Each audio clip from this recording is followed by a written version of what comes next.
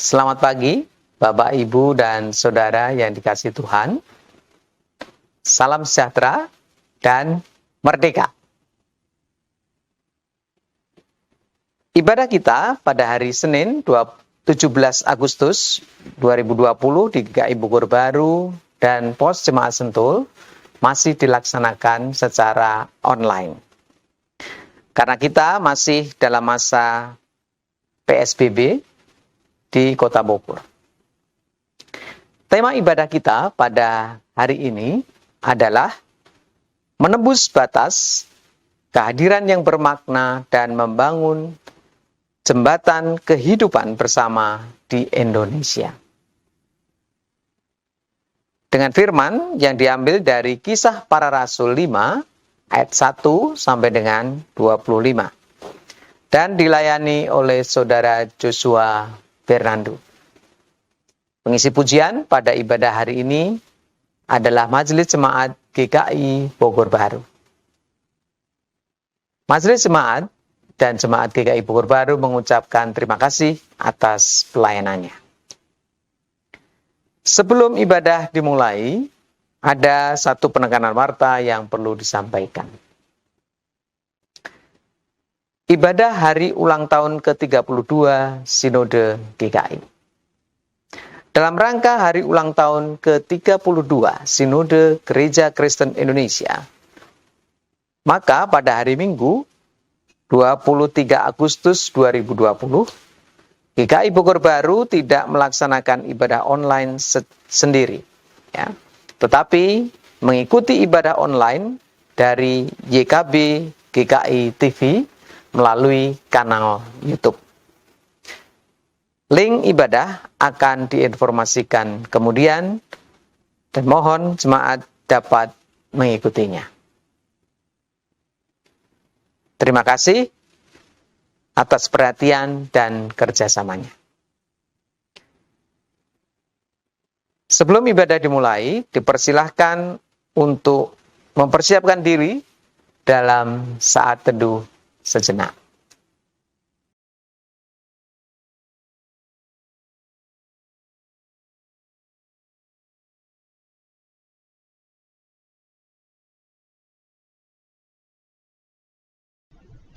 Umat yang dikasihi Tuhan, hari ini tepat 75 tahun negara kita Indonesia berdiri sebagai bangsa yang merdeka dan berdaulat.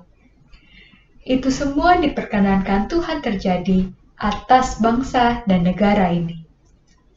Untuk itu, kita mau beribadah bersama dan memuliakan Tuhan Allah atas pemeliharaannya bagi bangsa dan negeri kita. Mari kita memujinya dengan riang.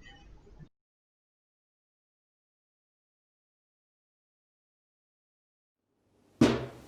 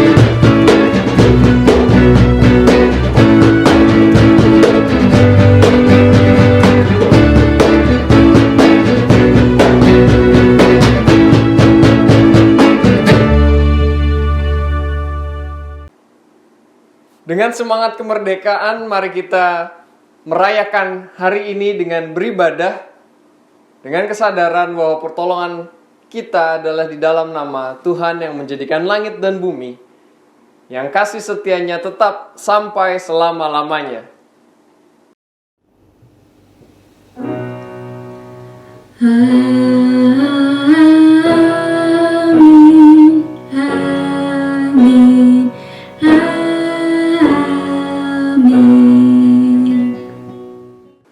Damai sejahtera Tuhan beserta saudara sekalian.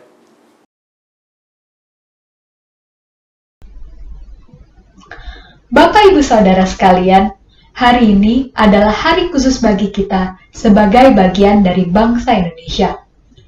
75 tahun yang lalu, dengan bulat hati dan tekad yang kuat, berbagai suku bangsa Indonesia menyatakan kesatuan untuk mendirikan negara Indonesia. Ya, mereka beragam dalam suku, kepercayaan, serta bahasa, tetapi mereka bersatu sebagai bangsa. Kita percaya bahwa Tuhan juga turut bekerja 75 tahun yang lalu dalam diri pendiri bangsa kita. Seperti kita juga, walaupun bukan bangsa Yahudi, kita turut berserta dalam penebusan dosa oleh Yesus Kristus. Seperti yang dikatakan Tuhan Yesus pada Nikodemus di dalam Yohanes 3 ayat 16, karena begitu besar kasih Allah akan dunia ini, sehingga ia mengaruniakan anak yang tunggal, supaya setiap orang yang percaya kepadanya tidak binasa, melainkan memperoleh hidup yang kekal.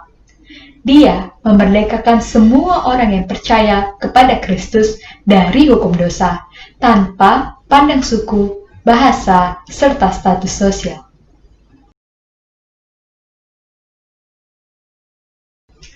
Umat Tuhan, sekalipun kita sudah dimerdekakan dari kuasa maut melalui karya agung Yesus Kristus di kayu salib, apakah kita selalu hidup sesuai dengan kehendak-Nya?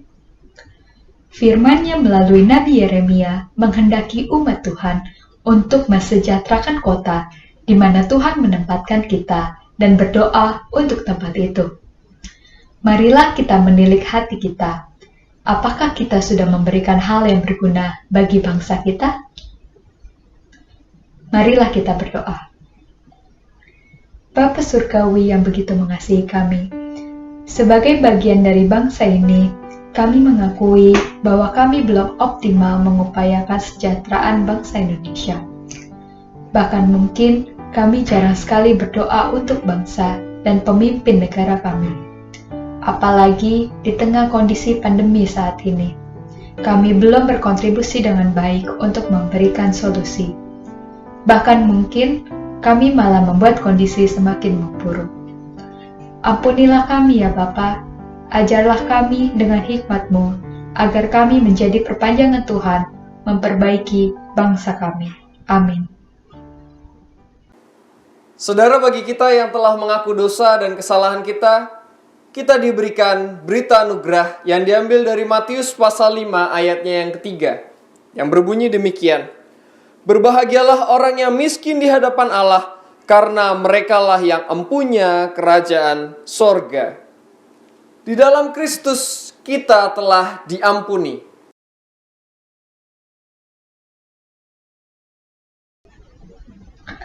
Mari kita mempersiapkan diri kita untuk mendengarkan firman Tuhan dengan mengangkat pujian Ajaib Benar Anugerah.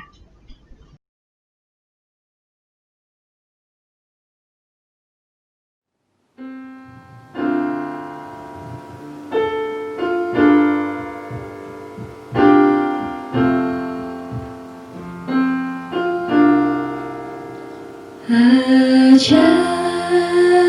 benar anugerah pembaru hidupku. Ku hilang buta berjalan.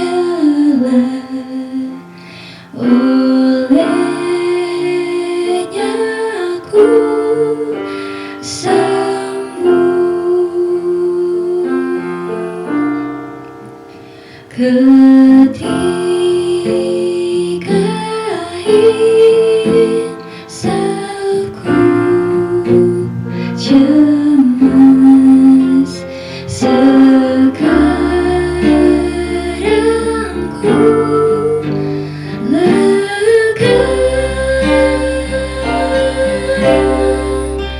Syukur bebanku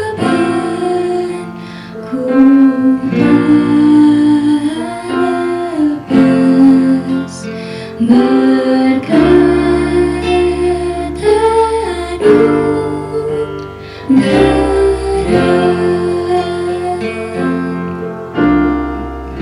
ku dapat janjian teguh, terharap seandainya, dan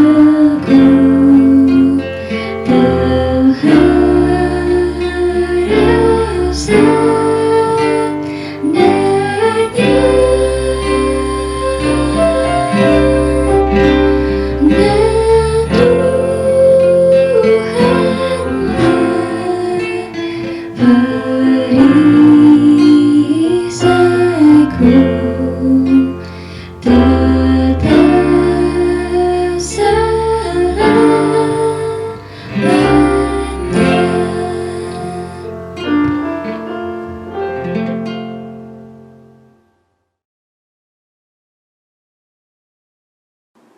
Saudara sekalian, mari kita sebelum merenungkan firman Tuhan, kita memohon pertolongan daripada Roh Kudus. Mari kita berdoa. Ya Roh Kudus yang berdiam dalam diri kami memohon pertolongan-Mu ketika kami ingin membaca firman-Mu. Terangkanlah hati kami agar kami boleh mengerti firman-Mu, dan terlebih kami boleh bersemangat melakukan firman-Mu di dalam kehidupan kami hari demi hari. Bimbing dan tuntun kami, ya Allah. Kami menyerahkan diri kami. Di dalam nama Kristus Yesus kami berdoa. Amin. Bapak Ibu Saudara sekalian, bacaan kita pada hari ini diambil dari Kisah Para Rasul, pasalnya yang kelima, ayat yang pertama sampai dengan 25. Kisah Para Rasul pasal 5 ayat pertama sampai dengan 25. Saya akan membacakannya. Ada seorang lain yang bernama Ananias. Ia beserta istrinya Safira menjual sebidang tanah. Dengan setahu istrinya, ia menahan sebagian dari hasil penjualan itu, dan sebagian lain dibawa dan diletakkannya di depan kaki rasul-rasul. Tetapi Petrus berkata, Ananias, mengapa hatimu dikuasai iblis, sehingga engkau mendustai Roh Kudus dan menahan sebagian dari hasil penjualan tanah itu? Selama tanah itu tidak dijual, bukankah itu tetap kepunyaanmu? Dan setelah dijual, bukankah hasilnya itu tetap dalam kuasamu? Mengapa engkau merencanakan perbuatan itu dalam hatimu? Engkau bukan mendustai manusia, tetapi mendustai Allah. Ketika mendengar perkataan itu, rebahlah Ananias dan putuslah nyawanya. Maka sangatlah ketakutan semua orang yang mendengar hal itu. Lalu datanglah beberapa orang muda, mereka mengapani mayat itu, mengusungnya keluar dan pergi menguburnya. Kira-kira 3 jam kemudian masuklah istri Ananias, tetapi ia tidak tahu apa yang telah terjadi. Kata Petrus kepadanya, katakanlah kepadaku, dengan harga sekiankah tanah itu kamu jual? Jawab perempuan itu, betul sekian. Kata Petrus, mengapa kamu berdua bersepakat untuk mencobai roh Tuhan? Lihatlah orang-orang yang baru mengubur suamimu, berdiri di depan pintu, dan mereka akan mengusung engkau juga keluar. Lalu rebahlah perempuan itu seketika itu juga di depan kaki Petrus dan putuslah nyawanya. Ketika orang-orang muda itu masuk, mereka mendapati dia sudah mati. Lalu mereka mengusungnya keluar dan menguburnya di samping suaminya. Maka sangat ketakutanlah seluruh jemaat dan semua orang yang mendengar hal itu. Dan oleh rasul-rasul diadakan banyak tanda dan mujizat di antara orang banyak. Semua orang percaya selalu berkumpul di serambi Salomo dalam persekutuan yang erat. Orang-orang lain tidak ada yang berani menggabungkan diri kepada mereka, namun mereka sangat dihormati orang banyak. Dan makin lama makin bertambah jumlah orang yang percaya kepada Tuhan, baik laki-laki maupun perempuan. Bahkan mereka membawa orang-orang sakit keluar ke jalan raya dan membaringkannya di atas balai-balai dan tilam, supaya apabila Petrus lewat, setidak-tidaknya bayangannya mengenai salah seorang dari mereka. Dan juga orang banyak dari kota-kota di sekitar Yerusalem datang berduyun-duyun, serta membawa orang-orang yang sakit dan orang-orang yang diganggu roh jahat. Dan mereka semua disembuhkan. Akhirnya mulailah imam besar dan pengikut-pengikutnya, yaitu orang-orang dari mazhab Saduki, bertindak sebab mereka sangat iri hati. Mereka menangkap rasul-rasul itu, lalu memasukkan mereka ke dalam penjara kota. Tetapi waktu malam, seorang malaikat Tuhan membuka pintu-pintu penjara itu dan membawa mereka keluar. Katanya, "Pergilah, berdirilah di bait Allah dan beritakanlah seluruh firman hidup itu kepada orang banyak." Mereka mentaati pesan itu, dan menjelang pagi masuklah mereka ke dalam bait Allah, lalu mulai mengajar di situ. Sementara itu, imam besar dan pengikut-pengikutnya menyuruh mahkamah agama berkumpul, yaitu seluruh majelis tua-tua bangsa Israel, dan mereka menyuruh mengambil rasul-rasul itu dari penjara. Tetapi ketika pejabat-pejabat datang ke penjara, mereka tidak menemukan rasul-rasul itu di situ. Lalu mereka kembali dan memberitahukan, katanya, "Kami mendapati penjara terkunci dengan sangat rapihnya, dan semua pengawal ada di tempatnya di muka pintu. Tetapi setelah kami membukanya, tidak seorang pun yang kami temukan di dalamnya." Ketika kepala pengawal bait Allah dan imam-imam kepala mendengar laporan itu, mereka cemas dan bertanya-tanya, apa yang telah terjadi dengan rasul-rasul itu? Tetapi datanglah seorang mendapatkan mereka dengan kabar, "Lihat, orang-orang yang telah kamu masukkan ke dalam penjara ada di dalam bait Allah, dan mereka mengajar orang banyak." Demikianlah firman Tuhan. Berbahagialah bagi kita yang memelihara firman Tuhan di dalam diri kita dan juga melakukannya di dalam kehidupan kita hari demi hari. Haleluya. Silahkan duduk Bapak Ibu Saudara sekalian. Hari ini dengan semangat kemerdekaan kita mau diajak bersama-sama belajar bagaimana memberikan makna dan juga membangun jembatan di dalam kehidupan bersama-sama dengan yang lain. Saudara, bacaan kita hari ini dibagi dalam 3 perikop. Ayat 1 sampai dengan 11. Perikop yang pertama kisah tentang Ananias. Lalu perikop yang kedua ada di ayat 12 sampai dengan 16 maksud saya. Lalu dilanjutkan ayat 17 sampai dengan 25 di bagian yang ketiga. Saya ingin mengajak kita melihat masing-masing perikop. Kita mau belajar dari masing-masing perikop. Kita mulai dengan kisah Ananias dan Safira. Saudara sekalian, kalau kita membaca, kita dapat mengetahui apa yang terjadi di sana. Kita dapat melihat dengan jelas apa yang terjadi di sana. Tapi saya ingin mengajak kita untuk memahami lebih dalam dengan melihat sekilas saja, membaca bagian dari pasal 4 ayat 32 sampai dengan 35. Saya ingin membacakannya untuk kita sekalian, saudara. Pasal 4 ayat 32. "Adapun kumpulan orang yang telah percaya itu, mereka sehati dan sejiwa, dan tidak seorang pun yang berkata bahwa sesuatu dari kepunyaannya adalah miliknya sendiri. Tetapi segala sesuatu adalah kepunyaan mereka bersama. Dan dengan kuasa yang besar, rasul-rasul memberi kesaksian tentang kebangkitan Tuhan Yesus, dan mereka semua hidup dalam kasih karunia yang melimpah-limpah. Sebab tidak ada seorang pun yang berkekurangan di antara mereka. Karena semua orang yang mempunyai tanah atau rumah menjual kepunyaannya itu, dan hasil penjualannya itu mereka bawa dan mereka letakkan di depan kaki rasul-rasul, lalu dibagi-bagikan kepada setiap orang sesuai dengan keperluannya. Saudara sekalian, kita dapat memahami bagian ini, bagaimana kehidupan jemaat perdana. Ini adalah kehidupan bersama yang ideal yang kita temui di dalam Alkitab. Kita belajar dari sini dan sering kita renungkan bersama-sama. Hari ini kita belajar melalui kisah selanjutnya, yaitu Ananias dan Safira. Apa yang bisa kita lihat? Di sini kehidupan sosial yang ideal, tapi di dalamnya tetap ada dinamika orang-orang di dalamnya. Saudara sekalian, mari kita lihat kisah Ananias dan Safira. Ketika kita membaca bagian tadi, kita tentu semakin punya gambaran yang jelas apa yang sebetulnya Ananias dan Safira lakukan.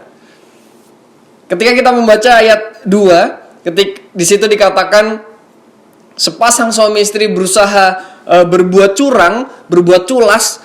Mereka di situ dikatakan dengan setahu istrinya, ia menahan sebagian dari hasil penjualan itu dan sebagian lain dibawa dan diletakkannya di depan kaki rasul-rasul. Saudara sekalian, di sini Ananias dan Safira mereka bisa dikatakan bersekongkol. Sepasang suami istri ini bersekongkol ketika mereka menjual tanah mereka, di mana yang lain menjual lalu memberikannya kepada rasul-rasul, mempercayakannya kepada rasul-rasul. Ananias dan Safira tidak. Mereka mengambil setengahnya, menyimpan untuk diri mereka sendiri, lalu setengahnya diberikan kepada rasul-rasul.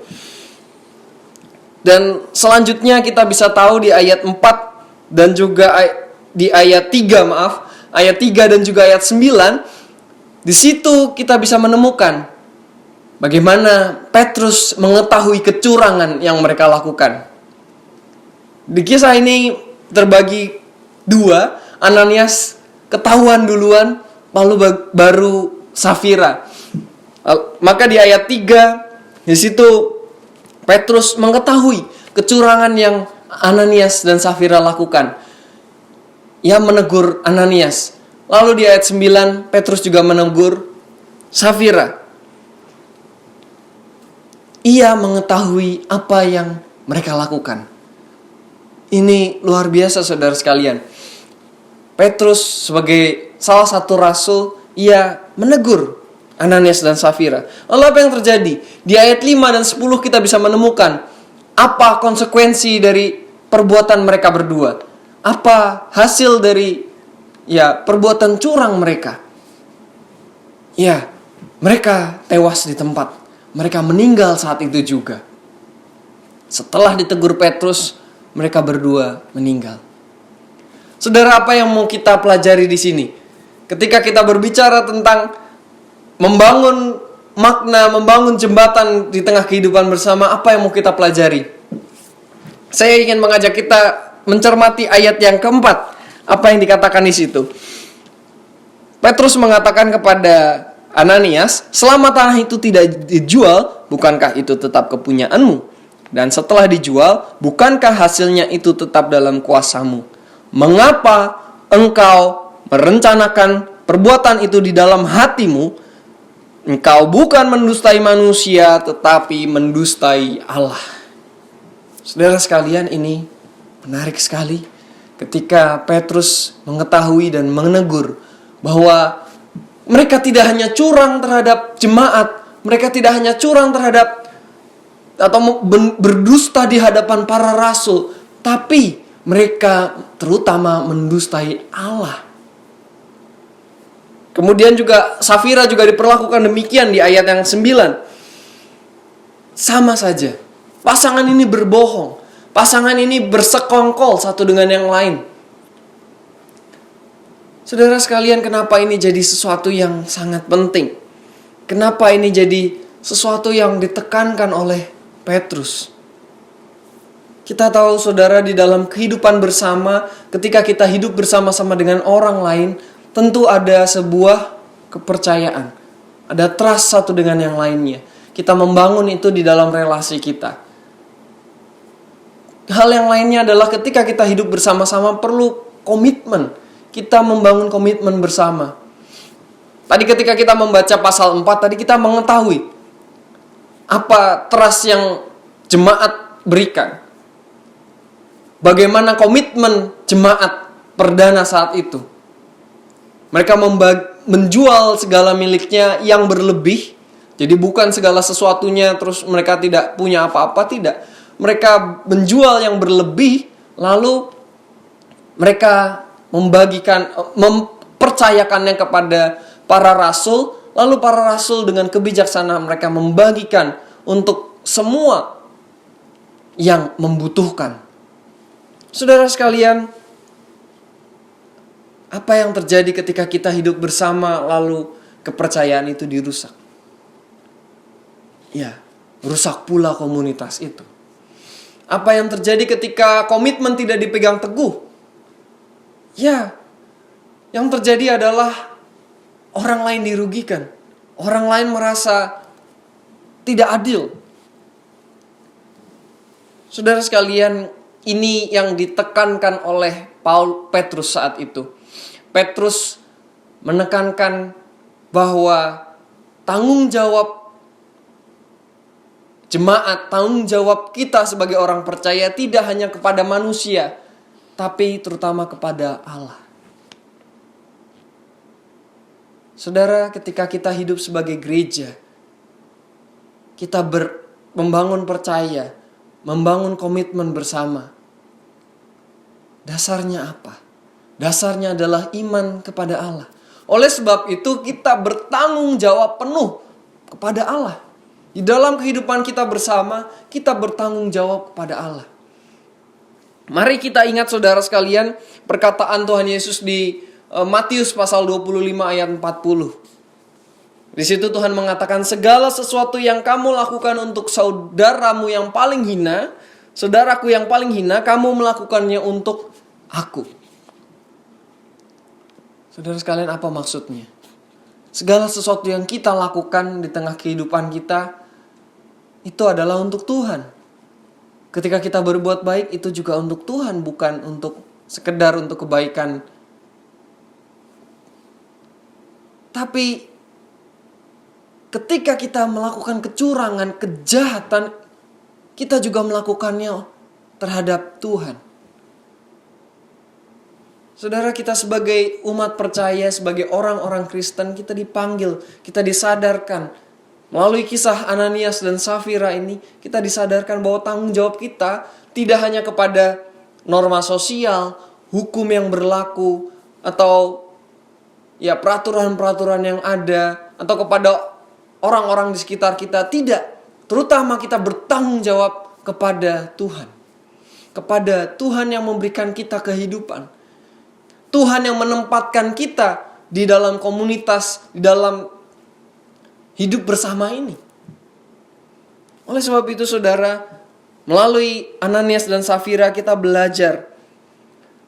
Petrus mengingatkan Ananias dan Safira dan kita sekalian bahwa tanggung jawab kita bukan hanya kepada manusia, tapi juga kepada Tuhan. Ini yang pertama yang mau kita cermati saudara. Di dalam perikop yang pertama ayat 1 sampai dengan 11. Kisah Ananias dan Safira, kita diajak untuk sadar. Kita sebagai gereja, kita dipanggil, kita disadarkan untuk bertanggung jawab kepada Tuhan. Di dalam kehidupan kita bersama. Yang kedua, mari kita cermati perikop yang kedua saudara sekalian. Ayat 12 sampai dengan 16. Di situ dalam LAI memberikan judul tanda-tanda dan mujizat-mujizat. Saudara, ketika kita fokus di sini, kita bisa lihat bagaimana para rasul melakukan mujizat-mujizat. Di ayat 12 di situ dikatakan, dan oleh rasul-rasul diadakan banyak tanda dan mujizat di antara orang banyak. Semua orang percaya selalu berkumpul di serambi Salomo dalam persekutuan yang erat. kita bisa menemukan bagaimana para rasul melakukan mukjizat, dan juga di ayat selanjutnya kita melihat mereka juga melakukan penyembuhan. Saudara sekalian, para rasul dan jemaat dihormati dalam komunitasnya. Kita temukan di ayat 13. Mereka sangat dihormati orang banyak. Lalu di ayat 14 dikatakan, dan makin lama bertambahlah jumlah orang yang percaya kepada mereka. Luar biasa sekali. Ini karya yang dilakukan oleh jemaat perdana, gereja perdana. Apa yang bisa kita pelajari terutama dalam kehidupan bersama? Kita melihat para rasul melakukan pelayanan, gereja melakukan pelayanan yang nyata di tengah-tengah masyarakat. Di sini kalau bisa saya gambarkan dengan lebih mudah, gereja dipanggil untuk menjadi agen perubahan. Saudara sekalian, para rasul dan juga jemaat berada di tengah-tengah masyarakat dan mereka menjadi agen perubahan yang nyata. Dikatakan di ayat yang 16, saudara sekalian, dan juga orang banyak dari kota-kota di sekitar Yerusalem datang berduyun-duyun, serta membawa orang-orang yang sakit dan orang-orang yang diganggu oleh roh jahat, dan mereka semua disembuhkan. Kita melihat di sini gereja saat itu, pelayanan rasul tidak hanya berdampak pada lingkup mereka saja, tapi mereka sungguh berdampak bagi lingkungan sekitarnya. Saat itu gereja dimulai dari Yerusalem. Orang-orang Yerusalem merasakan betul komunitas ini adalah komunitas yang berdampak, komunitas yang membawa perubahan. Tapi tidak hanya sampai di Yerusalem. Dampak itu dirasakan ke komunitas-komunitas lainnya, ke kota-kota di sekitarnya. Di sini kita bisa melihat bagaimana para rasul dan juga jemaat perdana saat itu tidak membangun tembok-tembok untuk membatasi orang-orang hadir. Mereka membuka diri mereka begitu rupa. Dan pelayanan mereka didasarkan oleh kasih dan iman atas Tuhan. Kenapa bisa saya katakan demikian? Mari kita cermati ayat 14, saudara. Di situ dikatakan, dan makin lama makin bertambahlah jumlah orang yang percaya kepada Tuhan, baik laki-laki maupun perempuan. Saudara, kalau mereka egois, kalau para rasul dan juga jemaat saat itu egois, mereka dengan mudah mereka mengatasnamakan diri mereka sendiri. Mereka mencari popularitas dan lain sebagainya dengan mudah. Tapi ketika mereka menyembuhkan, ketika mereka melakukan pelayanan, mukjizat-mukjizat itu terjadi, mereka di dalam nama Tuhan, mereka menyatakan Tuhan yang berkarya. Oleh sebab itu, orang-orang itu percaya kepada Tuhan dan bukan kepada para rasul, pada Petrus, Yohanes dan lain sebagainya, tapi kepada Tuhan. Ini yang perlu dilakukan. Mereka menjadi agen perubahan di tengah masyarakat berdasarkan iman percaya mereka, berdasarkan kasih mereka kepada Tuhan. Saudara, ini juga panggilan kita sebagai gereja. Kita diajak untuk membangun jembatan, katanya, diajak untuk membawa makna. Kita sebagai gereja membawa perubahan di tengah-tengah masyarakat, di tengah-tengah dunia, di mana kita hadir, di mana kita hidup. Saudara sekalian, membangun jembatan itu bukan sesuatu yang langsung jadi. Kehidupan bersama itu bukan sesuatu yang instan. Kita perlu berusaha membangun dan membangun.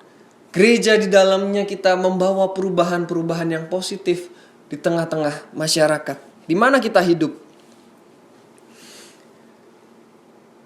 Saat ini kita hidup di Bogor.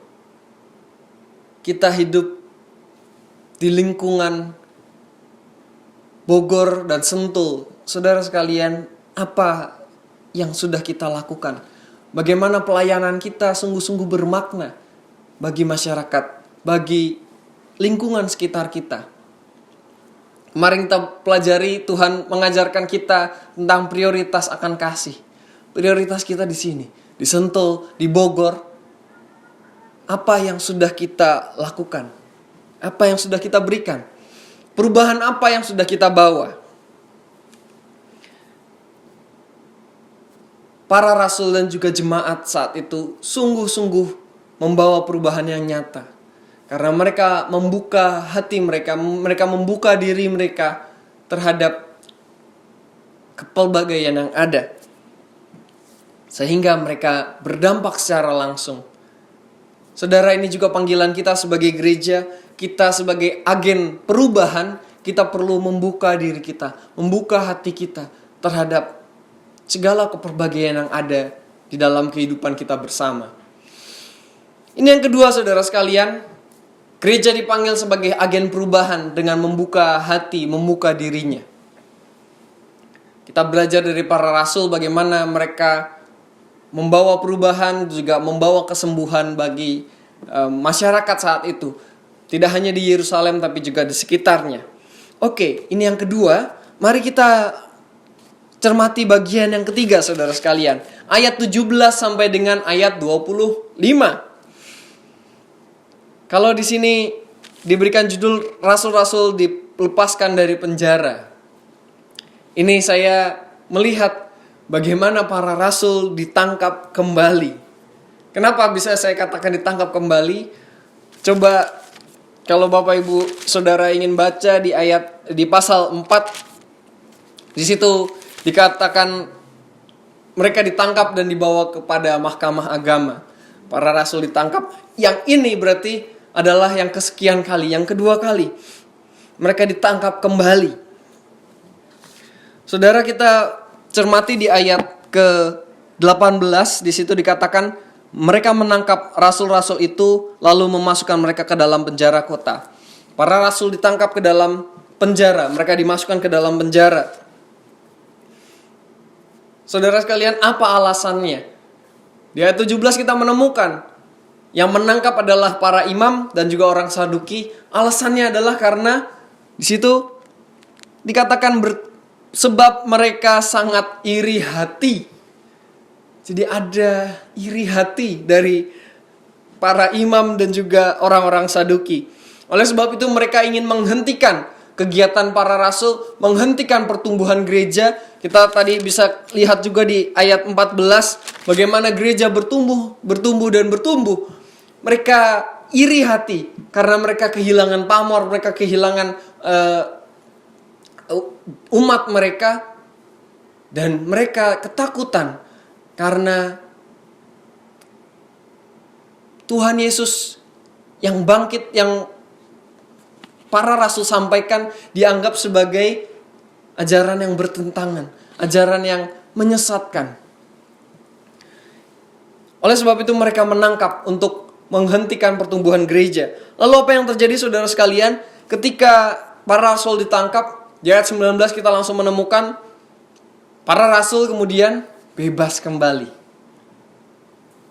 Dan kemudian mereka bisa mengajar kembali di bait Allah. Dan para imam-imam dan semuanya itu bingung dan heran. Mereka bisa bebas di kemudian harinya.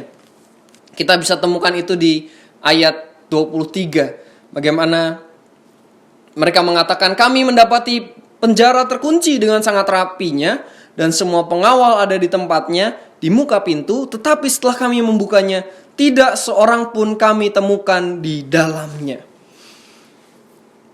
Para murid, para rasul dibebaskan oleh malaikat, di situ dikatakan. Saudara sekalian, apa yang bisa kita pelajari dari bagian ini?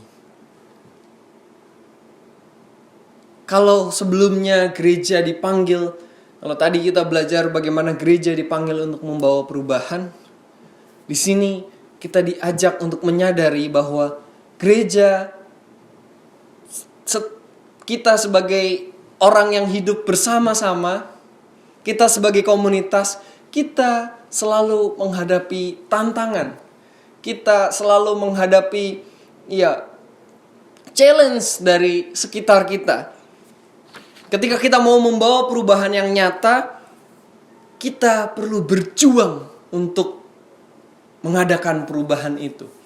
Kita perlu berjuang untuk sungguh-sungguh hadir di tengah-tengah. Dan kadang challenge itu, tantangan itu ada datang dari luar maupun dari dalam. Dalam kisah ini, para rasul dihadapkan dengan external challenge, tantangan dari luar.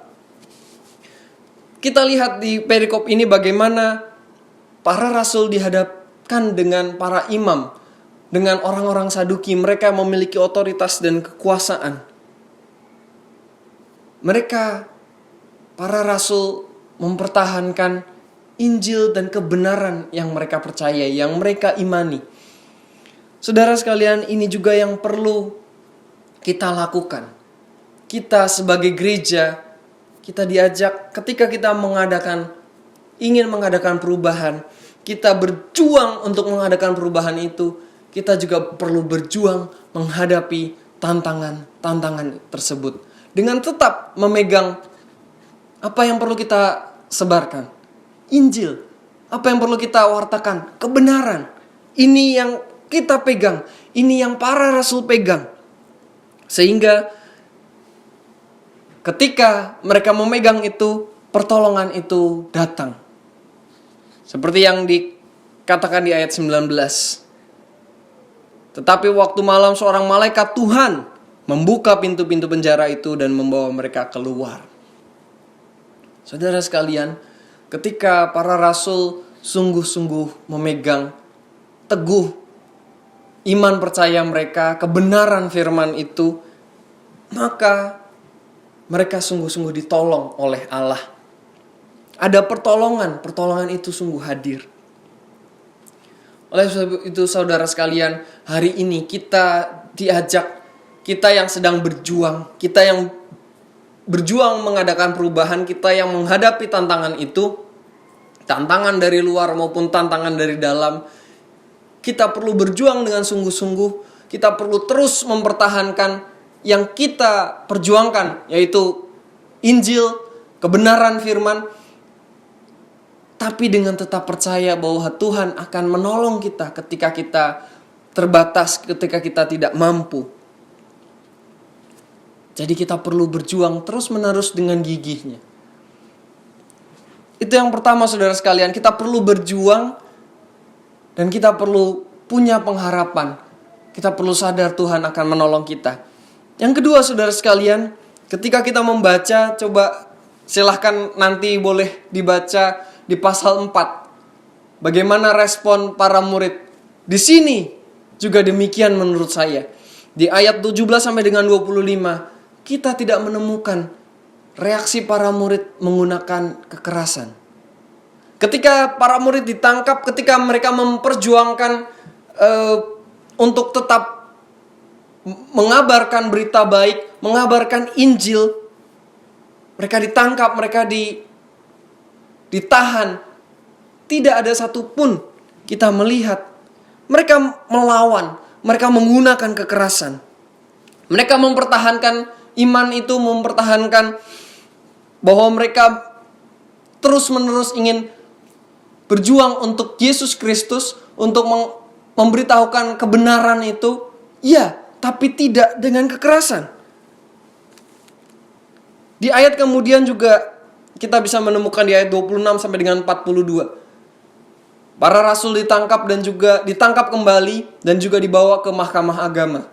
Tapi tidak kita temukan para rasul melawan dengan kekerasan.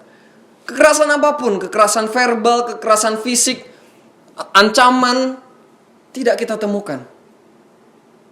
Saudara sekalian, kita bisa belajar di sini. Ini yang secara tersirat kita temukan ketika kita membaca.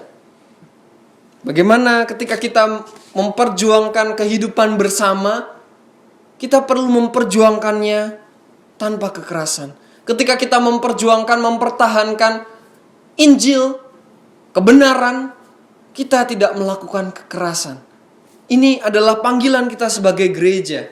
Ini yang para rasul contohkan, dan ini yang Tuhan ingin ajarkan bagi kita sekalian.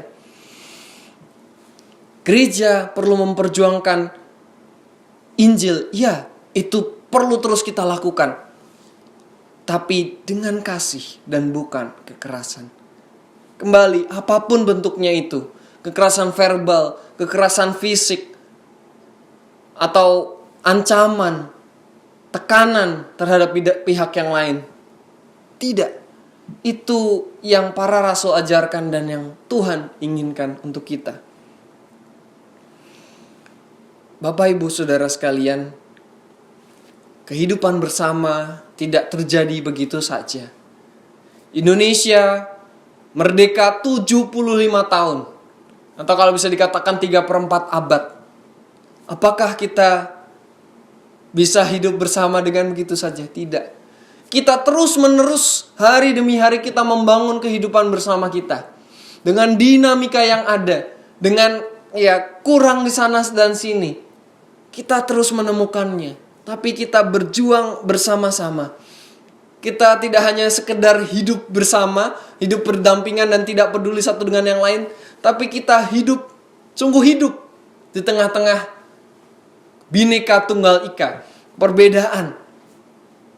Saudara sekalian, hari ini kita sebagai gereja, kita terutama sebagai anak-anak Allah, kita diajarkan bagaimana untuk hidup dan membangun makna, membangun jembatan di tengah kehidupan bersama. Saudara, 4 hal yang tadi kita temukan. Yang pertama, saudara, kita belajar tadi dari kisah Ananias dan Safira, bahwa kita sebagai umat Tuhan, kita perlu sadar ketika kita hidup bersama-sama, kita mempertanggungjawabkan segala sesuatunya terhadap Allah. Yang kedua, saudara sekalian, ketika kita dipanggil untuk memberikan makna, kita sebagai gereja, kita perlu menjadi agen perubahan yang nyata di tengah-tengah masyarakat, di tengah-tengah dunia di mana kita melayani. Bagaimana caranya? Kita perlu membuka hati dan diri kita seperti yang dilakukan para rasul dan gereja perdana saat itu. Mereka terbuka terhadap apa yang ada di lingkungan mereka. Mereka menjadi berkat melalui karya yang mereka lakukan. Yang ketiga, saudara sekalian, untuk mengadakan perubahan kita perlu berjuang. Karena kita tahu gereja ketika kita hidup bersama, kita tidak lepas dari tantangan-tantangan yang ada. Kita perlu berjuang. Dan ketika kita menghadapi tantangan itu, kita perlu ingat. Ketika para rasul juga dipenjara, dimasukkan penjara, mereka tidak mampu, mereka ditolong oleh Tuhan. Demikian juga kita, saudara sekalian. Kita perlu sadar bahwa ketika kita berjuang, ketika kita tidak mampu, Tuhan yang menolong kita, Tuhan yang memampukan kita. Yang keempat, ketika kita berjuang, ketika kita memperjuangkan Injil itu untuk boleh hidup, boleh nyata di dalam kehidupan, di dalam kehidupan bersama, kita perlu melakukannya dengan kasih dan bukan dengan kekerasan. Saudara sekalian, ini panggilan gereja. Ini yang mau kita renungkan bersama-sama. Bagaimana kita sebagai gereja membawa perubahan, sungguh-sungguh hadir di tengah-tengah kehidupan bersama ini. Kita membawa sesuatu yang baru, kita memperjuangkan Injil, kita memperjuangkan keselamatan, kebenaran. Dan sebagai gereja, panggilan kita adalah mewujud nyatakan kerajaan Allah. Sudahkah kita melakukannya?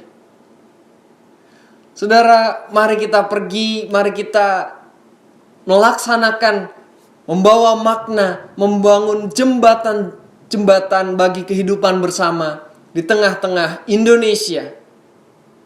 Tuhan yang memperlengkapi kita dan memampukan kita sekalian. Amin.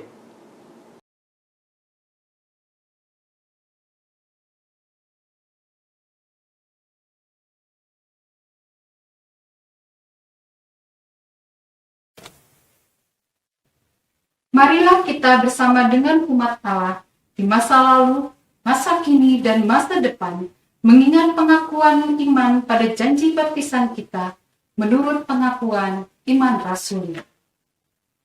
Aku percaya kepada Allah Bapa yang Maha Kuasa, Khalik langit dan bumi, dan kepada Yesus Kristus anaknya yang tunggal Tuhan kita, yang dikandung daripada Roh Kudus, lahir dari anak darah Maria, yang menderita sengsara di bawah pemerintahan Pontius Pilatus, disalibkan, mati dan dikuburkan, turun ke dalam kerajaan maut. Pada hari yang ketiga, bangkit pula dari antara orang mati, naik ke surga, duduk di sebelah kanan Allah, Bapa yang Maha Kuasa. Dan dari sana ia akan datang untuk menghakimi orang yang hidup dan yang mati. Aku percaya kepada Roh Kudus, gereja yang kudus dan am, persekutuan orang kudus, pengampunan dosa, kebangkitan orang mati, dan hidup yang kekal. Amin.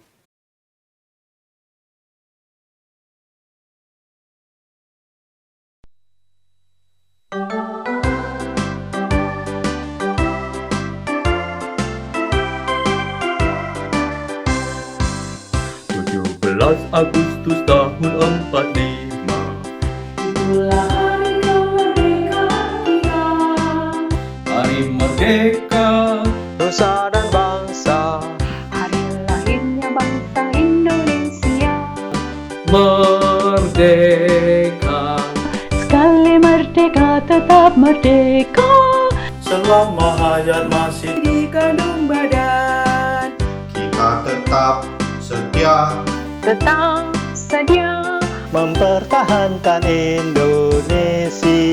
kita tetap setia,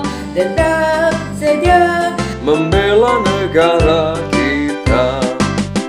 17 Agustus tahun 45. Itulah hari kemerdekaan kita. Hari merdeka, nusa dan bangsa. Hari lahirnya bangsa Indonesia. Merdeka, sekali merdeka tetap merdeka. Selama hayat masih di kandung badan, kita tetap sedia Mempertahankan Indonesia. kita tetap sedia membela negara kita.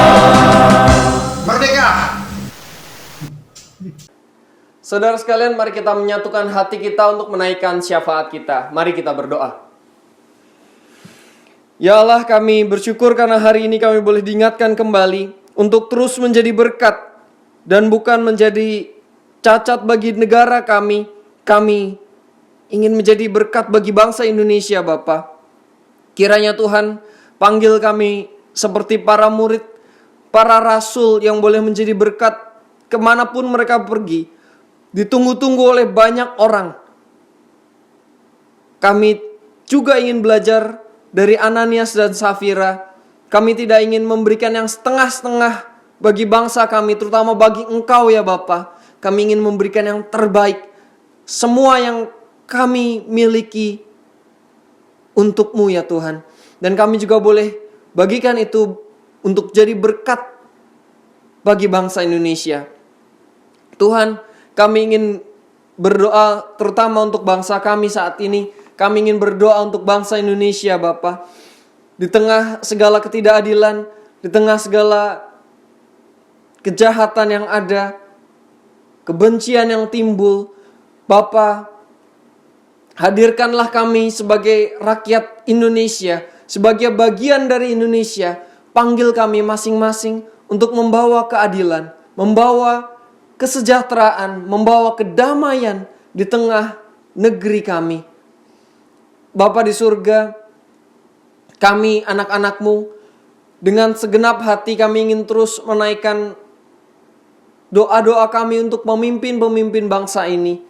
Agar mereka yang memimpin kami boleh terus-menerus menyerahkan diri mereka kepada Engkau. Bapa, 75 tahun Indonesia merdeka, tapi kami masih terus melihat berbagai macam ketidakadilan, dan kasih masih dinomorduakan. Tuhan, kami ingin berdoa bagi setiap pemimpin kami, agar mereka boleh terus mengedepankan kasih, boleh terus mengedepankan cinta terhadap Engkau, agar korupsi, ketidakadilan, kejahatan boleh jauh dari bangsa ini. Bapa, kiranya kami boleh terus membangun bangsa ini. 3/4 abad bangsa ini berdiri, merdeka. Kami boleh ambil bagian sebagai anak-anak-Mu Bapa, memerdekakan dan bukan semakin mengekang, membelenggu kebebasan yang ada, membelenggu kedamaian. Tuhan, jadikanlah kami anak-anak-Mu pembawa damai, pembawa sukacita di tengah-tengah bangsa kami. Ya Allah yang Maha Adil, kami ingin juga berdoa bagi setiap sendi kehidupan masyarakat Indonesia. Kami ingin berdoa untuk perekonomian bangsa, kesehatan bangsa, bisnis, keuangan. Kami ingin berdoa untuk relasi bangsa kami dengan negara-negara lainnya. Kami ingin berdoa juga untuk kondisi alam bangsa kami. Bapa, kami serahkan bangsa kami tercinta, bangsa Indonesia di mana kami hidup dan mengabdi ke dalam tangan pengasihan-Mu. Kiranya Tuhan yang berkati, Tuhan yang berikan yang terbaik bagi bangsa kami. Bapa, di tengah doa kami ingin juga berdoa untuk saudara-saudari kami. Kami ingin berdoa untuk mereka yang terus berjuang terutama menghadapi pandemi saat ini.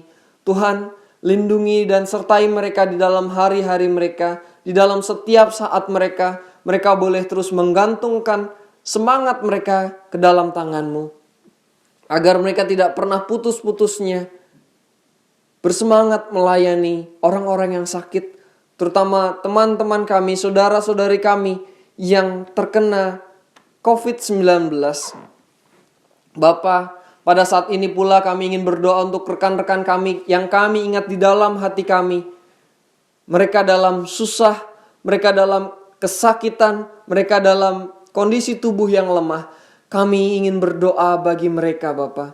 Kami ingin berdoa bagi mereka yang kami ingat mengalami pergumulan, mengalami konflik baik di dalam diri maupun dengan orang lain. Kiranya Tuhan berikan damai bagi mereka. Tuhan, kami ingin berdoa juga untuk pergumulan kami. Banyak pergumulan di dalam hati kami. Ketakutan, kegalauan, keresahan hati yang kami alami. Tuhan, kami ingin menyerahkannya ke dalam tangan pengasihan-Mu. Pula kami ingin berdoa untuk gereja kami. Kami sebagai Gereja Kristen Indonesia, kami ingin terus dipanggil tidak hanya numpang Bapa di Indonesia, tapi kami sungguh-sungguh bagian dari bangsa Indonesia dan kami boleh terus memerah putihkan Indonesia, mengibarkan bendera kami dengan semangat nasionalis. Kami boleh terus hidup menggereja dan kami boleh sebagai gereja-Mu, kami tidak membeda-bedakan karena kami punya kasih seperti yang telah Engkau ajarkan. Bapa, ini segala doa dan permohonan kami serahkan ke dalam tangan pengasihan-Mu karena kami percaya Tuhan yang menyelenggarakan kehidupan kami, Tuhan yang empunya bangsa kami. Kami ingin satukan di dalam doa yang Engkau ajarkan sendiri. Bapa kami yang ada di surga, dikuduskanlah nama-Mu, datanglah kerajaan-Mu, jadilah kehendak-Mu di atas bumi seperti di dalam surga. Berikanlah kami pada hari ini makanan kami yang secukupnya, dan ampunilah kesalahan kami seperti kami pun mengampuni yang bersalah kepada kami. Dan janganlah masukkan kami ke dalam pencobaan, tetapi lepaskanlah kami dari yang jahat, karena Engkaulah yang empunya kerajaan dan kuasa dan kemuliaan sampai selama-lamanya. Amin.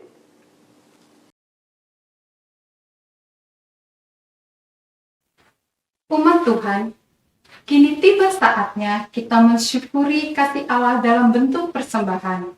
Dengan mengingat firman-Nya yang diambil dari Roma 12 ayat 1.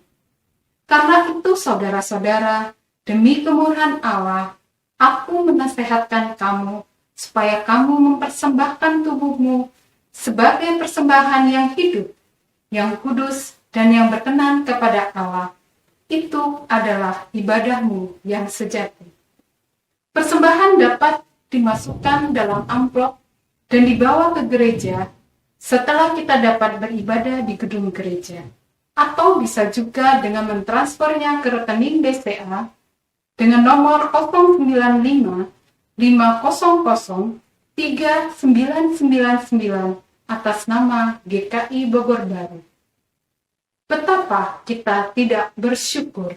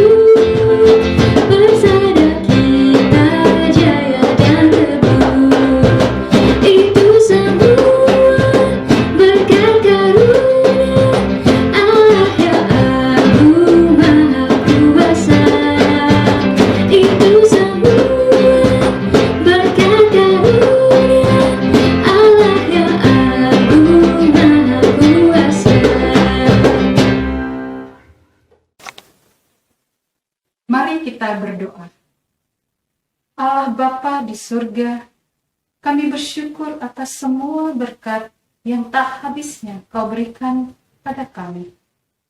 Terimalah persembahan kami ini sebagai tanda syukur kami, dan berkati gerejamu untuk mengelolanya menjadi berkat bagi semua ciptaan-Mu, terutama bagi rakyat marginal Indonesia yang membutuhkan pertolongan, supaya dunia tahu Engkaulah Tuhan, sumber kasih yang abadi. Amin. Saudara sekalian, 75 tahun bangsa kita telah merdeka. Kita bersyukur atas penyertaan Tuhan yang begitu rupa. Tapi kita masih bisa melihat bagaimana terjadi sekat-sekat di antara masyarakat kita.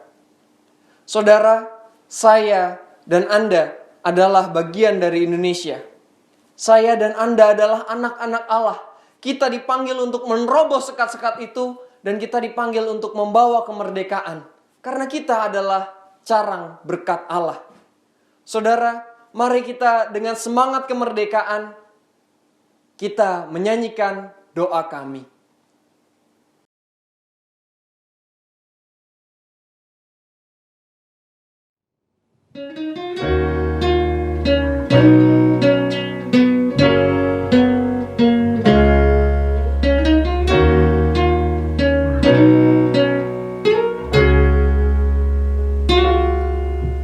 Syukur untuk setiap rencanamu dan rancanganmu yang mulia. Dalam satu tubuh kami bersatu, menjadi duta kerajaanmu. Ucapkan berkat atas Indonesia, biar kemuliaan Tuhan akan nyata bagi bangsa ini.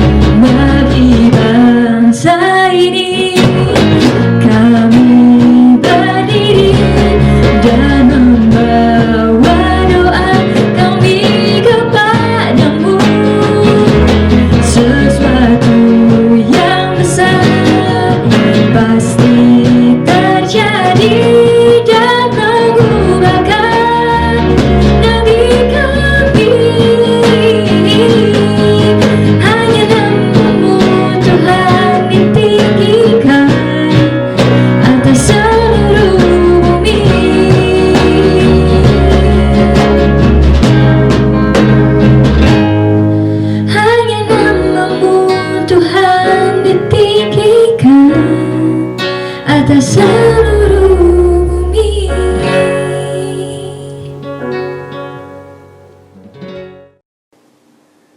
Saudara, mari kita pergi menjadi berkat bagi bangsa kita. Mari kita mengarahkan hati kita kepada Tuhan.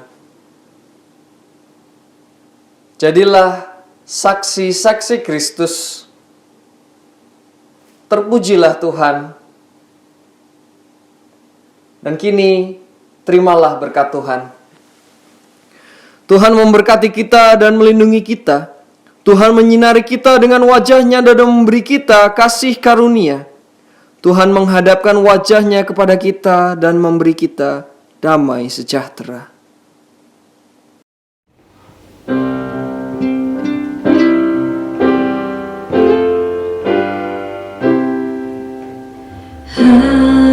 Haleluya, haleluya, haleluya, haleluya, haleluya, amin,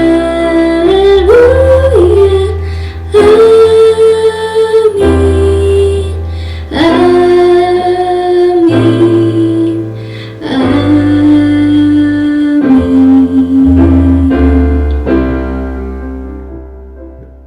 Jemaat sekalian, marilah dengan bangkit berdiri dan penuh semangat kita nyanyikan lagu kebangsaan Indonesia Raya.